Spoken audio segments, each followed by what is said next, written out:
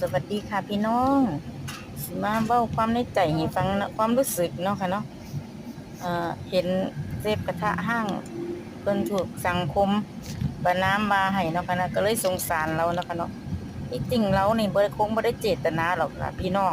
คิดว่าเด้เราก็เฮ็ดคลิปเฮ็ดคอนเทนต์ไปจะเว้าจั่งใดให้คลิปเจ้าของดังเราก็เว้าไปบ่รู้ว่ามันสิมีผลทีหลังเนาะค่ะเนาะก็คนบ้านนอกบ้านนาเฮาก็บ่คิดว่าสิเป็นแบบนี้นะคะ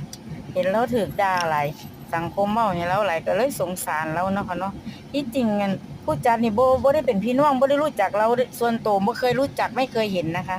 แต่เข้าไปเบิ่งแล้วมันสงสารแกนั่นน่ะค่ะแกถูกเว้าให้หลาย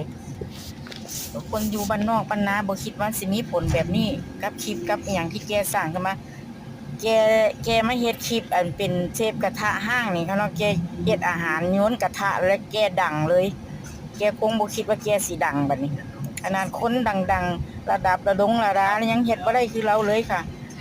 ดังบ่แม่นดังธรรมดาดังระดับหลายล้านวิวอะค่ะซึ่งบรรดาแม่ๆนี่ล่ะค่ะเป็นคนสนับสนุนแกส่งเสริมแกกดให้แกเนาะค่ะเนาะ